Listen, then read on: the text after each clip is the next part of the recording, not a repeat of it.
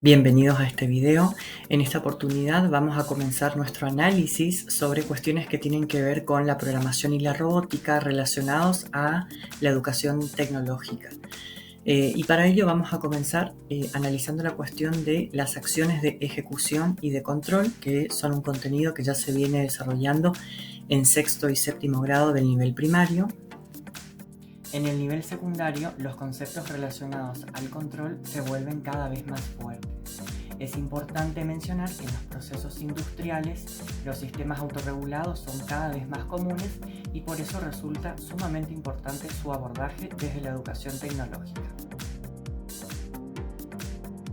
Y tiene que ver con el acto de hacer que en cualquier acción, sistema o proceso, ya sea natural, social o técnico, no ocurran cosas que pudieran ocurrir y que no deseamos. Es decir, que nosotros cuando nos planteamos un objetivo de realizar alguna actividad, por ejemplo, no necesariamente una actividad técnica, sino puede ser de cualquier índole, nosotros tenemos un objetivo y para que suceda eso, necesitamos muchas veces del control para que no suceda lo otro que quizás no queremos que suceda. Y básicamente esa es la definición que nos va a permitir comenzar con este análisis sobre cuestiones que tienen que ver con el control.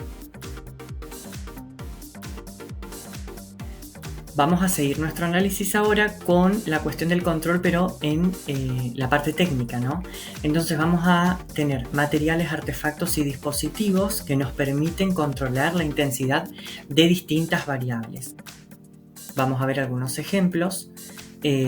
Uno de ellos, aislantes de luz, calor o sonidos, que nos van a permitir controlar cuánta luminosidad queremos en un ambiente, por ejemplo, cuánta temperatura, disminuir ruidos.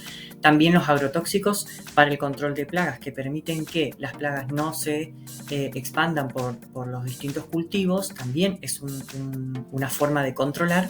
Y los sensores que nos permiten medir distintas variables y de acuerdo a eso tomar decisiones dentro de un sistema tecnológico.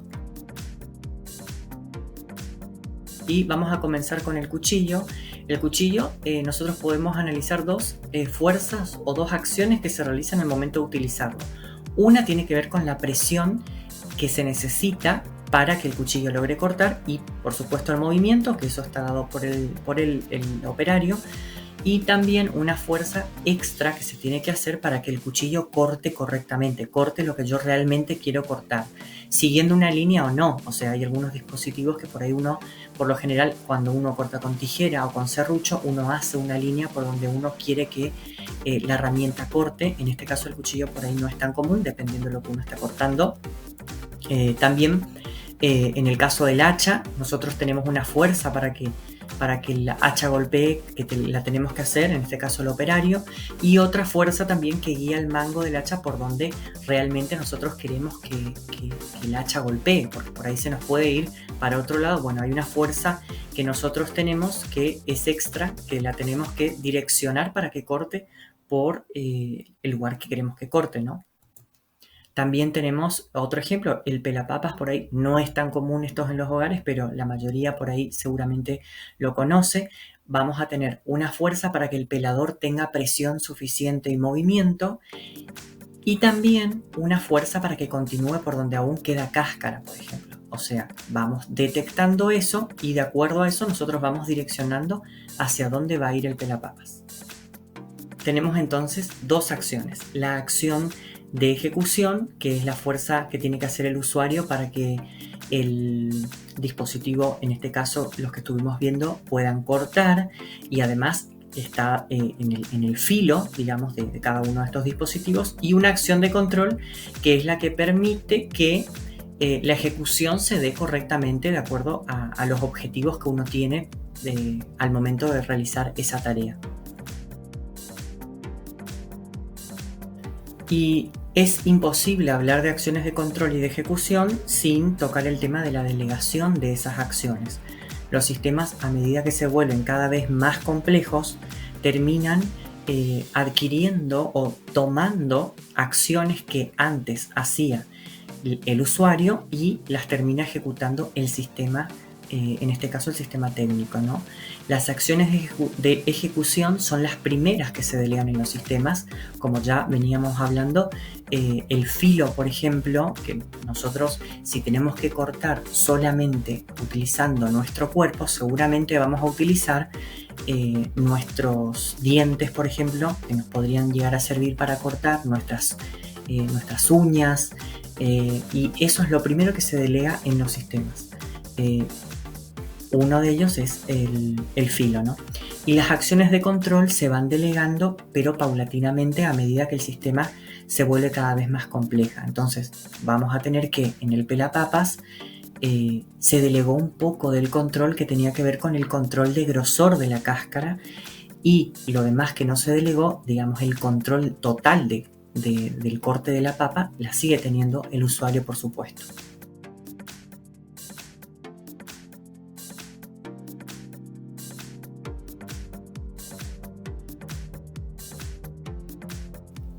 La acción de ejecución, decíamos entonces, está en el filo como en el cuchillo, y también la presión y movimiento que hace la persona como para cortar.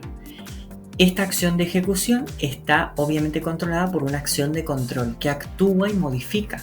El control está en esa forma particular con la que se evita cortar la cáscara cuidando el grosor, por ejemplo. Cuando nosotros cortamos con cuchillo, el grosor, el control del grosor lo tiene que hacer el usuario. Y en el caso del cuando usamos el pelapapas o el pelador de papas, ya ese control, esa parte del control del grosor ya fue delegado en el sistema. O sea que parte del control está en el sistema y parte del control está todavía en el usuario. Tomemos otro ejemplo, en este caso una mano o un brazo robótico. La acción de ejecución va a estar dada en los dedos o las pinzas que tiene ese dispositivo.